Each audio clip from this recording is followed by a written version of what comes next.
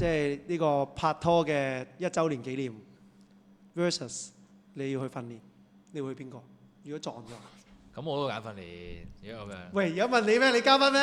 之後咁難就答下啫。你會影響嘉賓嘅答案嗱，佢係有掙扎㗎，你見到啊？咁係，咁係。係啦，一個你好中意嘅即係人啦，男仔或者女仔啦，我唔知。即係我哋 LGBT 嘅。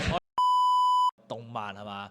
咁你揀3套最中意嘅動漫啦。 3套啊？3套啦，正路應該唔睇一套嘅，唔係淨係睇一套嘅。我只要揀海賊王啦，之後排球少年啦，同埋鑽石王牌有冇睇過？鑽石咩啊？王牌。王牌。我又唔講踢波。係咪打棒球嚇？係啊，打棒球嘅。咦？波都波啫嘛。嗱，正路我識少少咧，我聽過，但係我唔都係波嘢。有關聯。喂，歡迎翻到嚟英匯 Talk 嘅第4集，哇！第4集，估唔到我哋咧呢個節目咧嚟到第4集，其實每做一集咧都係有種莫名嘅感動嘅，因為咧其實做呢個節目咧唔知幾時係啦，可以做幾時咧？都老實講，好多謝咁多位咁即係每一集上嚟嘅嘉賓啦，因為佢哋係抽時間上嚟我哋即係呢個 channel 度去分享一啲佢哋自己嘅故事啦，同埋佢打劍嘅睇法啦，就咁多嘢，咁即係得來不易嘅。咁亦都好感謝咧，即係每一集咧下邊有留言、有 like 我哋嘅觀眾啦，有睇呢個節目嘅觀眾啦，你哋每次咧即係去 comment 啲嘢咧，我哋都睇翻嘅，同埋都鼓勵大家再咧多啲 share 下，咁令到咧即係呢個節目可以再多啲人知道啦，亦都可以令到就算唔係打劍嘅人都可以因為呢度樣嘢認識咗我哋呢樣嘢咁樣，係啦。咁我哋今日第4集啦，咁啊上一集我哋就有方海生啦，今一集咧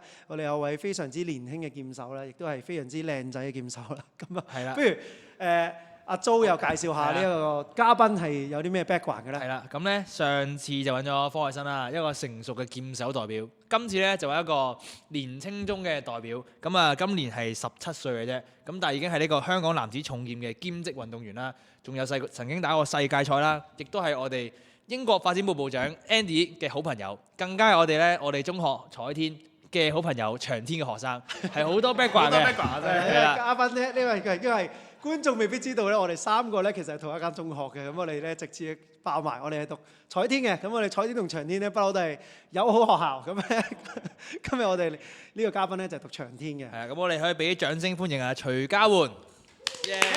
Kenner，你唔係企起身歡迎？喂，又係呢個。係啦，又唔記得咗呢個傳統添。好，喂，咁係啦，我哋嘅嘉煥，咁啊嚟到我哋嘅節目啦，歡迎，係啦，咁啊，我哋啱啱輕輕介紹咗你啦，你就係一個17歲，依家香港一個男子嘅兼職嘅重劍運動員啦，係嘛？啱啱冇留㗎嘛，應該啱。冇留。咁啊，想問下你啊，喂，點解咁細個，即係17歲咧？當然都係一個讀書嘅年紀啦，同埋你啱啱講過你係今年 DSE 嘅係嘛？係今年。哇！所以一個好年輕嘅中學生，咁點解一個即係中學生會走去做呢個兼職嘅運動員嘅咧？咁其實就係其實最終目的都係諗住讀大學嗰啲嘢，之後打到好成績咁樣啦。咁打劍其實因為我自己本身讀書成績都麻麻地嘅，唔係好好嘅，即係都中下水平咁樣啦。咁就係因為呢樣嘢啦，咁我就揀咗運動方面，咁就可以俾我有個唔同嘅途徑去到入中學啊、大學咁樣啦。咁好似我小學其實我都係靠劍擊呢個嚟到去入我依間長沙灣天主教英文中學依間中學嘅。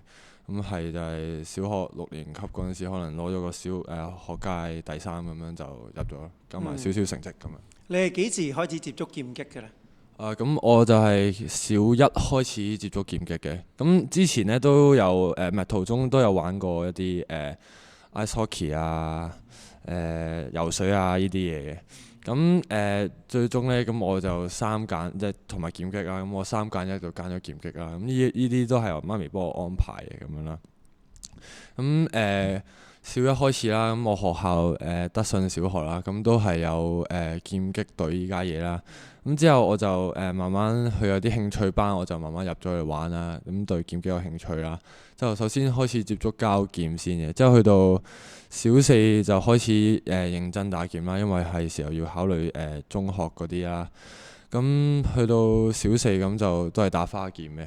咁一度打啦，一度打啦，去到小六個位啦。小六個位咧，咁媽咪就見到我成績就都係硬係攞唔到獎啦，之後或者未如理想咁樣啦，所以佢哋想入一啲好嘅中學就比較問水啦。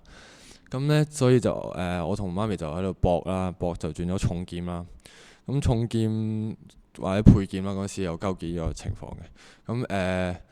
咁我嗰時就揀咗重劍嘅，係其實一開頭都係諗住玩配劍，問題係配劍嗰時個競爭咧都有啲大嘅。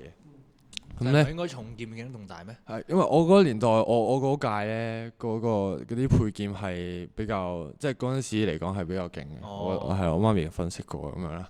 之後咧咁就揀咗重劍啦，咁最終尾就成功嘅搏到嘅，搏到間中學，就係長沙灣天主教英文中學係。即係你媽咪都好支持你劍擊嘅運動喎。係媽咪幫爹哋你諗晒後路啊。係都係好安排咁啦，好 support 我咁樣啦，肯抌錢落去俾我打。咁以前即係細個嘅時候咧，可能係有啲人會話可能家長叫你去學一個運動咧，有機會可能出現嘅情況係可能個阿爸阿媽想個仔做劍手啫，但其實可能佢自己唔想嘅。你自己個情況係點樣咧？即係你自己都玩落，其實我都好中意啊，咁阿媽又支持，咁其實係點樣㗎？咁其實就係因為媽咪知道我本身係一個比較運動底子嘅人啦，咁係啦，有天賦，即係高高地咁樣，有少少肉肉地咁樣啦。咁就媽咪係好多俾好多運動我嘗試嘅，咁我自己都 OK 接受嘅。咁到後尾接觸劍擊呢個就係都係媽咪見到張家朗咁樣啦，咁我都嗰陣時都好崇拜張家朗嘅咁樣嘅。之後後尾就係啊，之後就打。細佬廿大個啫，由細睇到大啊！由細到大，即係由細到大係。之後後尾就係咯，就揀咗呢條劍擊路。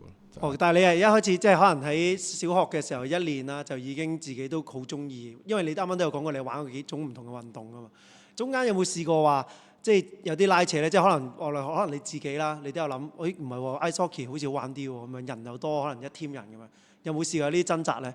咁係有嘅，咁就係我未好接觸，即係可能玩緊膠劍啊，係呢啲嘢之，咁嗰陣時就覺得都冇乜實體感嘅，即係好無聊咁樣，即係打嚟打去，上堂就係做下步法咁樣。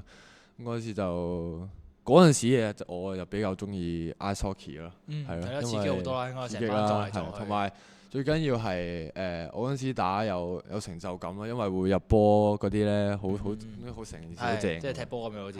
播晒音樂咁嘛，買 ice hockey。係真係咁直到幾時你覺得劍擊我都自己好中意呢個運動？即係除咗話可能阿媽叫我玩，覺得我相對幾個運動入邊表現好啲之外，你可能我唔知你會唔會有個 moment 係我呢個 moment 就開始我自己都想喺劍擊上認真去玩啦。幾時開始？就係我小4、小5嗰段時間啦。咁都係因為關於讀書差啦，咁要入中學啦咁樣。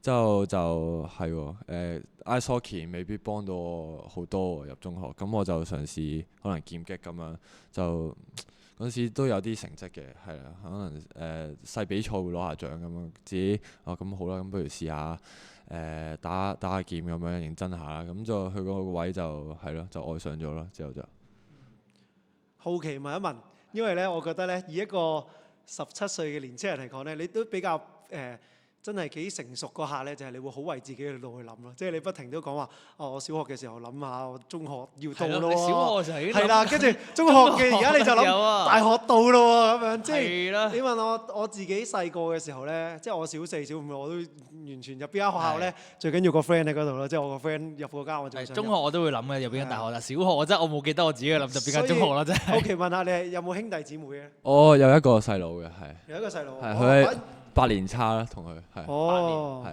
反而係咁，因為通常即係以前咁，我做社工㗎啦，咁啊節目觀眾可能有啲人知啦。咁咧，通常你呢個情況咧，可能有個阿哥啊，有個家姐啊，跟住可能佢嘅路行得可能好順暢，咁你會想跟下。你自己覺得自己點解？即係你係點？真係自己有個諗法係，我自己都好想為自己個將來係有要求嘅，所以我會。我都好着重自己想入邊間學校啊，入邊間大學啊。你係點樣樣嘅咧？我係其實從細到大啊，媽媽爸爸都係咁灌輸我話讀書啊，要讀好學校啊，呢啲嘢係好重要嘅。咁係咯，就係俾佢哋培養到呢個習慣，就係去到小學5年級呢啲位就要諗下，讀中學唔係淨係諗朋友啊，要讀間好啲嘅中學，咁就可以即係會即使你成績差啦，不過你去到一間好嘅學校入邊呢，你都會慢慢會 improve 到自己，即係氛圍好啲啦，氛圍好啲，俾人影響，係就會讀書好啲。不過我就麻麻地讀書。咁即係我咁樣聽都係可能你屋企人比較着緊啲，跟住同你講你之後路點行啊，或者點樣好啲咯，可以咁講。係差唔多啦，都係。咁如果咁即係我咁樣聽咧，就劍擊比較多係佢覺得呢樣嘢幫咗佢升學啦。咁但係你升到大學再去就已經係喺社會即係冇得再升㗎啦嘛。咁你屋企人有冇話期望你就算入到間好嘅大學，咁之後嘅路係點咧？佢有冇幫你諗，定係你自己有冇咩諗法咧？其實我同佢嘅諗法都一致嘅，即係都係奧運啦，都係諗住打奧運嘅。咁就係讀完個大學之後就可以專心好我呢個劍擊呢份專業啦。咁樣就可以係咯。即係預告定你畢業就會做全職啦？可能會讀完大學先咯，係咯。如果咁諗，因為如果 let's say 大學又讀4年。咁呢度如果4年，咁有一屆奧運喎。如果你有冇會曾經有諗過呢個諗法，就係如果我唔去讀大學，我直接變成一個全職運動員去準備奧運，去追尋呢個目標，你有冇諗過呢樣嘢呢？係啊，都係啊。其實係有嘅，不過我揀啲腳踏實地啲咯，即係可能我4年咁，我未必真係可以去到嘅問題。咁如果我而家入咗大學先咁。到時再諗都未遲嘅，起碼我做咗先，入咗去先就咁。好穩陣喎，係啦，即係鋪定後路呢個。咁啊，都知高 Sir 同呢個 Cannon 有對戰過啊。喺對戰上嚟講咧，佢係咪咁穩陣嘅咧？即係佢係嘅，我認同嘅呢個。高 Sir 勁Cannon 覺得。即係我覺得係認證嘅，好似合一個重劍手咧，其實佢好穩陣，真係好小心。係啦。都好特別啊！我覺得今次嘅訪問，所以證明你打劍嘅點樣打咧，係體現到你平時人係點嘅，即係有得好的確反映到。相輔相成嘅，係啦。咁你即係以一個劍手嚟講啦，其實你都發展得幾好嘅，即係算係好早去到國際舞台啦。對於即係第一次出戰呢個比較高水平啲嘅賽事，或者出國去比賽啦，你自己係個心情係點樣樣嘅咧？嗰陣時係幾多歲嘅時候啊？你第一次上？第一次出去嘅時候係15歲嘅，係15歲咁嗰陣時，我劍會就有呢個機會俾我去啦，咁同埋我啲劍會嘅隊友咁樣啦，咁去打啦。咁嗰陣時第一次都呆滯滯嘅咁樣，俾阿媽叫話去下打下見識下咁樣啦。咁嗰時都唔係幾驚嘅，因為最主要有啲隊友喺度啦，咁唔係自己一個面對呢件事啦。咁去到可能比賽啲期間呢，咁都有教練嘅，同個教練都好 friend 咁樣嘅，所以都當係一個香港比賽咁樣打咯。不過只不過係啲對手唔一樣咯，係咯。最好嘅事啊係可能對手唔會識我咯，所以我有個特別啲咁樣，冇咗呢個壓力咁樣咯，係咯。不過有啲人咧都會講，即係另一個講法咧就係你專登飛去嗰度打啦。咁如果你即係可能你少咗賽，你收到工嘅，咁你咪即係比較嘥功夫啊咁樣咯。咁會唔會因為咁樣而有壓力咧？同埋如果有冇話點樣調整咧？咁其實就係有咁諗嘅，係啊。不過冇嘅，你到嗰個位你一定要打，你輸咗就係自己能力不足咯。不過係咯，點都要搏下咯。去到嗰個位就係咯。不過就係一開頭慢慢要累積咯，呢啲經驗嚟嘅係咯。咁慢慢打下就自然會得咯。我覺得就係咁咯，就係咁咯。係咁，你有冇話依家呢個兼職嘅運動員係練幾多個鐘啊？我覺得上次係小王子講係，你講下幾多鐘？睇下驗證下你嘅資訊啱唔啱先。第2集話翻俾我聽，啲留言話俾我聽。仲要 playback 啦。係啦，playback 下啦。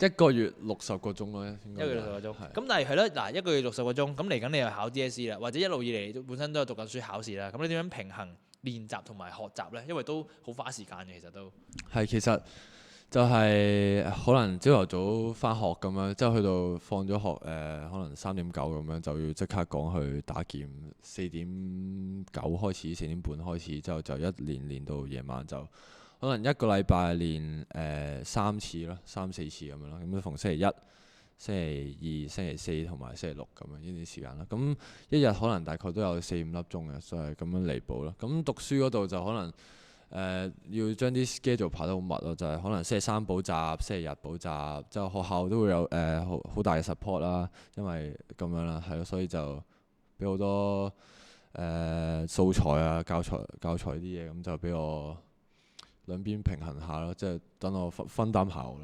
但係基本上我諗你應該做唔到功課㗎啦，係嘛？功課又其實中學就比較少啲嘅。成日專登唔俾你啫，即係見你咁啦，唔使搞啦，咁樣辛苦晒。都有嘅。哦，咁但係如果你嚟緊考 DSE，咁考 DSE 大家正路都會可能閉關去温習啊。我見到有啲年輕啲嘅劍手咧，都係會先考試為主啦，跟住之後再練習啦。咁你自己有冇話係點揀呢？咁我就其實都係好似我小學咁樣，都係諗住攞一啲叫做運動員計劃嘅一啲 scheme 咁樣嘢嚟幫我入大學咁樣咯。咁就可能係讀書方面就變咗7-3開咯，就可能劍擊係7咯，之後讀書又分3成咁樣咯。咁就專注自己嗰個專業，同時就可以有啲讀書咁樣咯，係咯。咁都固之然就唔可以唔讀書嘅，咁係咯。萬一就自己冇晒啲知識咁就。同你傾到呢度咧，係覺得你超成熟咯，即係以一個17歲嘅年青人同我講話，我就唔可以點點點點，我應該要點點點點點。咁我好好奇咁即係你都擺好多時間練習啦，亦都擺好多時間讀書啦。咁但係你都係同時間，你都係一個年青人。咁你仲有朋友喎，即係可能有啲 friend 成日上嚟玩啊，又或者我唔知你有冇拍拖啊嗰啲。咁你自己又點樣平衡呢啲嘢咧？或者你自己會唔會話有陣時覺得都幾辛苦啊？即係個去可能去玩啊，你自己就去練習咁啊。其實真係好辛苦嘅，因為翻學嗰啲位咧，其實我同佢哋玩嘅時候，即係得翻學小息放 lunch 啲位咯，即係。平時佢哋就放學，可能完咗星期5咁樣就打波咁樣，我呢就唔得啦，要練劍啦咁樣。呢位就同佢缺乏咗嗰個友誼咯，同埋我覺得係即係冇咗呢個友誼問題，我要即係係咯，要追求自己嘅嘢啊嘛，所以其實都係一啲。你有得必有失咁樣咯。有冇試過俾啲 friend 炸型咧？即係話又練劍，係啊，咁好喎，嚟啦！唔知嘢食啊嘛？係咯，public holiday 都要翻工啊。其實我即係放緊假嗰啲位咧，即係通常就係可以同佢哋玩嘅問題。我平日就要練劍啦，咁樣就所以放緊假嗰時都要補下習咁樣讀下書，所以都比較較少機會同佢哋玩咁樣。係啊，正路有時間你都要温書嘅，應該追翻啲時間。係。咁如果即係啱啱都喺度講，你其中我覺得你都幾大嘅目標，你係好想入大學啊！你自己入大學有冇話想讀咩科咧？咁我就其實想讀中大體育嗰科嘅，同埋或者 City 嘅social science 啲嘢咯，咁樣咯，係可能讀下 psycho 啊，或者 social work 啊。點解會有咁嘅諗法啊？social work 喎，係喎social work 喎，係啦，psycho 就喺呢度，係啦，我係 social work 嘅，亦都係 City social work 啦。佢就 at U 嘅 psycho。點解會有呢個諗法嘅？即係其實我就係諗住即係可能簡單讀一個大學，攞張沙紙咁樣，就可能比較順理成章畢 grad 到咁樣咯。就係諗住即係一個冇咁困難咁樣去畢業咁樣咯，係咯，因為我知道讀其他科啊，即係嗰啲 BBA 嗰啲咧都係好難嘅，所以係咯。都唔簡單㗎 social work。其實每一科都有難度。不過咁講，你就俾我聽落，你似係可能你係想總之攞到大學學歷啦。當然好啲嘅大學同埋好啲嘅科就仲好啦。咁然之後就做一個可能墊底，即係你起碼你將來出嚟社會你都揸住個 degree，一啲好傳統嘅諗法啦。咁而當你真係做到啊，俾你當你中大體育畢業啦，入到啦，咁你自己有咩目標咧？未來？我就係畢完業之後，我就當然係會focus 我個專業啦，就係打奧運啦。去到可能之後可能退休嗰啲位啦，咁就可能去做跟我爸爸嗰條路咯。消防員咁樣，消防幫辦咯。所以因為消防幫辦即係隊長個位係一定要一張大學畢業係啦，所以我就諗住順利讀到個大學，之後畢到業，之後就可以專注我自己打劍啦。打完劍之後就都有個後路俾自己咁樣。如果你不斷去追尋運動員呢一條路，然後到最後可能你完成咗一個奧運夢啦，你成為一個教練呢，咁成件事咪關事好多呢？會即係因為好似完咗奧運之後，即係 let's say 啊，即係我自己感覺上係，好似就成件事就放低咗咁樣嘅感覺。就係唔想打劍啦，即係唔好搞咁多，又係劍咁樣心諗。都其實唔係嘅，都會想接觸下，即係都會係咯，都會做下 part time 教練咁樣咯。如果你去到即係咁講啦，我諗高 Sir 嘅問題就係，如果你去到張家朗咁啦，你已經打到可能2次奧運冠軍咁樣，跟住你嘅 career plan 又會唔會轉咗咧？即係已經贏晒啦。即係你會唔會到時我都係想翻去做消防喎，我都想救火咁樣，定係有其他諗法啊？即係好奇嘅。冇，其實你完咗你個目標就係咯，就冇搞掂。即係係咯，你奧運冠軍你咩都有。即係你好似上一集嘅咩都有海參咁樣啊！即係咩都有打劑啊，收工啊！打劑就夠啦。即係佢到時你人生想做啲咩都冇所謂，係真係乜都搞得想點就點啊真係咩都得嘅。咁如果撇除晒所有呢啲嘢，你自己從細個嘅時候有冇彈過一啲職業係自己有興趣？即係例如可能我唔知啊，可能你想做演員咁樣。演員我的志願呢啲呢，就係冇啊，其實都係消防員呢啲咯，因為爸爸由細到大都係咯，都係覺得爸爸係個英雄嚟嘅咁樣咯，係喺電視見到佢話好型啊，救火咁樣，我都想做下呢啲。咁樣聽落，你同你爹哋媽咪嘅關係都好好。係咯係咯，好好嘅好好嘅。好 friend 喎應該。你會唔會話有啲乜嘢嘅好深刻嘅畫面係你覺得爹哋媽咪都真係好支持我嗰下感受到家庭溫暖？因為咧，我會點解會咁問咧？有陣時都有另一個講法咧，就係爹哋媽咪咧好多參與喺個即係管教小朋友個路向嗰度，譬如真係植根太多。有啲小朋友咧，或者有啲年青人咧，就會覺得你唔好管我啦，我有我自己諗法。又或者佢覺得你干擾咗你啊，或者係睇到你點睇咧？你覺得？係有樣嘢做得好，我覺得好好嘅係我爸爸媽媽係會即係會俾我行呢條路啦，即係會幫我安排啦，或者同埋係我自己想㗎啦。之後佢哋係去到幫我安排咗啦，之後就好似小學嘅時候係比較嚴管啲，會管住你嘅。問題去到中學之後就會好似一個放養式咁樣去到俾我打劍。即係嗰啲有陣時比賽我係小學嗰啲位係好唔想佢哋睇，因為尷尬咧有時係。即係去到中學佢哋知道啦，之後就可能俾我去打啦，即係放膽去打啦。咁就我自己會係咯，自己都會打得好啲咁樣咯。我自己覺得係咁咯。咁你打劍嘅時候有冇話即係除咗自己嘅成績啦，有冇擔心埋家人嘅付出咧？因為我記得我上網嘅資料咧，就係你有面對嗰個資源不足啦。咁你打比賽咧應該係自費嘅係嘛？係啦，咁你自費應該都係屋企人俾錢㗎啦，我估係啦，咁應該冇錯。係咁，你會唔會覺得喂，如果我打個比賽，除咗我自己輸贏，咁如果我輸咗，可能會嘥爹哋媽咪嘅錢啦，或者佢哋有冇呢方面嘅，你會唔會感受壓力咧？呢方面，定係你覺得其實佢都好 support 咧？係我有咁嘅，即係有諗過，如果輸咗場比賽就等於白白浪費。問題冇，其實呢啲都係搏嘅，我覺得係，所以最緊要係你比賽你一定要盡力咯，放膽去打咯，即係你唔好驚冇後路俾自己咯，一定要搏盡自己所能咁樣去打。之後 even 你輸咗，你都會硬係攞到一啲經驗咁樣嘅嘢咯，所以其實都冇壞嘅，都係累積咯，係咯。啲錢都係累積嘅。我要 rephrase 我哋咧，最初嚟介紹佢嘅年輕劍手啦，佢係一個好成熟嘅劍手，成熟嘅年輕劍手，同埋都係一個好成熟嘅即係人咯。我覺得你都真係係幾穩重、幾成熟啊！呢個都係幾有趣嘅事。咁咧去到呢度，不如我哋都去翻我哋嘅遊戲環節啦。2揀1。係啦，咁咧2選1，不如高 Sir，又係知道高 Sir 咧，我有個問題，因為佢有乜嘢想問㗎啦，高 Sir，因為佢係心理學嘅專家。係啦，即係我哋俾一個情景題你先。係狗定貓咧？係啦，調翻轉問係嘛？呢個情景題就係咧，你去到奧運決賽嘅時候，即係如果 let's say 俾你揀，即係你要有一個你最有信心贏嘅方法，你係想打15分定係打缺一劍咧？即係點啊？即係打15分。即係大幅領先定係後來居上？係咩？你咁問咩？如果真係個決勝嘅方法，即係你話想一劍定勝負一鋪過，定係打夠15分？係啦，應該咁樣。係啦。如果完全唔解咗啦，講另一個範圍嚟嘅。高 Sir Translator 係啦，字幕咧譯翻出嚟幫你。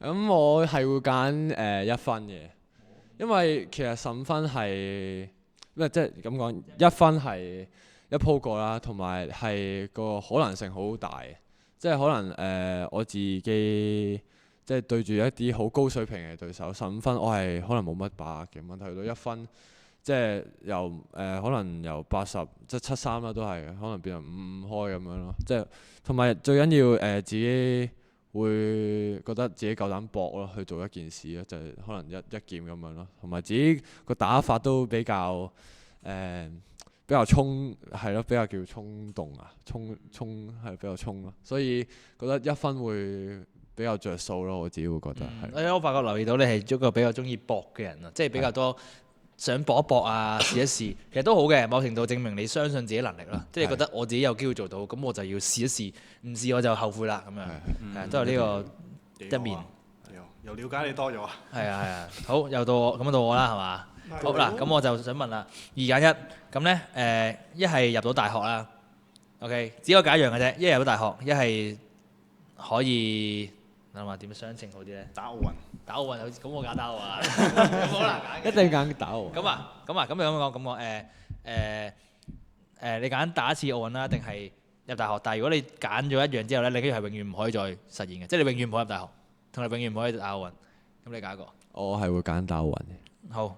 有衝突啦，我想講佢呢個問題，呢個問題有衝突嘅，不過唔緊要，都認識嘅多咗，證明佢都係咧一個運動員。係啦，係要做㗎啦呢個。咁我哋睇下 Alan Sir 嘅示範嘅高質問題係點樣啦？我會問咧就又係係上帝魔啊！嗱，情侶啦，即係呢個拍拖嘅1週年紀念 versus 你要去訓練，你會去邊個？如果撞咗？咁我都揀訓練，如果咁樣。喂，而家問你咩？你嘉賓咩？之後咁難就答下啫。你會影響嘉賓嘅答案嗱，佢係有掙扎㗎，你見到啊？咁係。係啦，一個你好中意嘅即係人啦，男仔或者女仔啦，咁我唔知。即係我哋係我哋 LGBT 嘅。我哋係啦，總之你嘅情侶，OK，佢1週年你好中意㗎啦。哇，佢1週年就同你喂 BB 啊，我哋慶祝咯咁樣，你可唔可以陪我慶祝 ？OK， 或者你同佢慶祝生日 ，OK， 跟住 versus 你係要去訓練。即係如果嗰個唔係1週年嘅話，我可能會揀啊。半週年就算啦。唔係，即係如果可能係生日咁啦。不過係會揀1週年嘅都，因為練劍你幾時都有得練，問題1週年係。咁如果 versus 打比賽咧？哦，咁啊唔同啦，咁梗係比賽啦。咁我想問下又，即係如果你係你爹哋或者媽咪嘅生日 versus 打比賽，你你自己嘅生日咧，下一條係佢爹哋媽咪睇呢條片嘅時候都咁啊，梗係打比賽啦。係咁咧，我都會揀打比賽嘅，係啊，都係一定要揀打比賽。比賽有得攞獎係開心啲啊，係。做個生日禮物俾佢啊嘛。係啱。咁講，爹哋媽咪生日都開心，不過咧就可以一齊慶祝啦。因為爹哋媽咪生日有24個小時，但係打比賽得可能幾個鐘。係啊，有多打完比賽就慶祝啦。可能有多份生日禮物添。係啦，咁樣好溫馨啊。好，咁我到下一個環節啦，就係揀3套嗱，正常我哋電影啦，但係啱啱咧年青嘅 Canton 咧就要求我哋揀呢個動漫係嘛？咁你揀3套最中意嘅動漫啦。3套啊？3套啦，正路應該唔睇一套嘅，唔係淨係睇一套嘅。我只會揀海賊王啦，之後排球少年啦，同埋排球少年、鑽石王牌有冇睇過？鑽石咩啊？王牌。王牌。好有人講踢波。係咪打棒球嚇？係啊，打棒球啊。踢波都波啫嘛。嗱，正路我識少少咧，我聽過，但係我都係波嘅。有關聯聽過性。都係好熱血嘅咯，即係同埋都係運動喎，兩個都係。有兩個運動嘅，最中意其實就係排球少年啦、鑽石王牌同埋 One Piece 咯，係咯。咁排球少年係好熱血啦，呢啲即係我睇完之後咧，係即係會有種衝動去想打排球嘅。咁但係冇打過排球嘅。冇打過排球，不過係有一次係長點排球都好出名嘅。係咁啊，係咁啊，係。有一次真係睇完之後。即係完咗小息放學咁樣都即係去玩下，真係好好睇我覺得。咁但係 One Piece 你最中意咩角色咧？哦 One Piece Luffy 係嘛？Luffy 咯，係咯，應該大家好多都係主角咯，係。未必嘅，不過 OK 嘅。我係啦，都好熱血啊嘛，佢話中意熱血咁，Luffy 夠熱血，夠搏一搏啊嘛，成日係啦，搏一鋪打輸咁啊，搏一劑咁樣，其實都好似你嘅，你問我。似啊，只不過佢嘅角色即係佢劇情需要想贏啫，你就唔一定啊嘛。係仲有鑽石、黃牌牌，中意啲咩咧？都係睇佢嘅熱血咯，即係佢係講一間一間，都係其實個情景好似我嘅，都係咧小學唔係咪小學咧？初中啊，佢哋去初中之後打棒球，係打甲子園又打得幾好，即係有個球探揾佢，之後入咗間好嘅中學，之後去打到職業咁樣咯，都係咁，都係好中意佢個劇情啦，同埋都係夠熱血咯。棒球都好揾嘅。咁以前打劍可能好緊張或者好低迷嘅時候，你會唔會諗起啲動漫情節咧？哦，係啊，會有嘅，諗起即係自己佢哋講過低迷嗰陣時會睇下排球少年咯，都係，即係唔知點解睇完之後咧會自己心情開朗啲啊，同埋會有多啲諗法咯喺打劍上邊，係咯，唔知點解啫。我之前即係題外話啦，我見之前你打劍嘅時候戴住耳機嘅。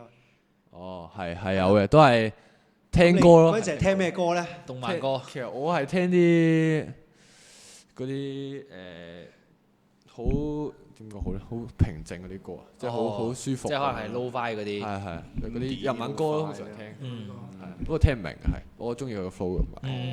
係嘅。不過就咁睇呢3套動漫，佢都係啲好團體嘅嘢喎。因為劍擊係一個好個人嘅運動啊，即係其實係偏向啊，其實我可能你打劍輸咗，或者你好低落嘅時候，你中意同啲朋友一齊，喂，大家傾訴下，即係揾人即係一齊扶持下你嘅感覺咧，會唔會有呢個感覺？哦，係會有嘅，即係可能自己可能到8強嗰啲位啦，攞唔到獎啦，即係自己覺得係爭咁啲啦。問題我啲 friend 啊嗰啲個都會覺得啊8強好好嘅咯，對佢哋嚟講咁樣咯。都 support 到你啊嘛。都 support 到嘅，係啦，好好。咁我最嬲尾咧都想問下你自己有冇一啲嘅人生嘅座右銘啦，或者金句你覺得係自己成日記起或者你會講？冇。諗緊繼續努力。冇啊上一集嘅嘉賓咧，佢嘅金句就係繼續努力。繼續努力。我哋砰砰自己整翻個牌喺度。係繼續努力。係啦。牌面。問翻 Canton 先，你嘅答案係積少成多咯。積少成多。大家中意4個字呢期。係啦，冇錯。所以我哋會積少成多。繼續努力。係啦，哇，好有詩意啊，真係。同埋阿方海生嘅力量啦。係啦。咁點解係積少成多啊？咁其實都係覺得即係要有累積咯，係咯，即係所有嘢你唔係一下子就得啦，一定要你有個過程咯，即係你要累積，好似去出去比賽咁樣咯，即係出邊我一開頭其實打都唔係話打得特別好嘅。即係因為見識多咗啦，即係有多啲失敗嘅經驗啊，成功嘅經驗啊，知道咩國家嘅打法係點啊，之後下次對翻佢就要點部署啊呢啲嘢咯，同埋識到嘅朋友。係啊，我都覺得你係好貫徹呢個諗法嘅。其實係好重要嘅，即係作為一個運動員，如果你太諗一鋪過啊，即係呢一次啊。跟住你就好容易放棄。啱啱一鋪過真係。唔係，咁我諗係個想搏嘅，搏完嘅繼續搏嘅。係啦，我一搏再搏，係啦。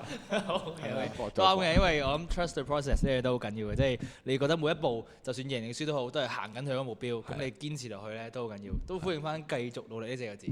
真係你搏一劑冇用嘅，積少成多，繼續搏，不斷搏，咁先得嘅，就係咁樣啦。係啦，都好勵志嘅故事。多謝 Canton 今日嚟我哋嘅分享啦，係啦，同埋帶佢嘅知識俾大家。係啦，非常之感激我哋即係今集嘅嘉賓啦。咁多一句啦，大家如果中意呢個節目啦，同埋如果亦都即係好需要大家支持啊，即係大家多啲 like 啦、share 啦、comment 啦，同埋 subscribe 我哋嘅 channel 啦。咁我哋就可以邀請更加多嘉賓上嚟，我哋一齊講下劍擊，亦都可以講下一啲等大家了解多啲佢哋另一面，或者佢哋自己心入邊嘅一啲諗法。係啦，咁我哋今日嘅節目就去到呢度，各位，拜。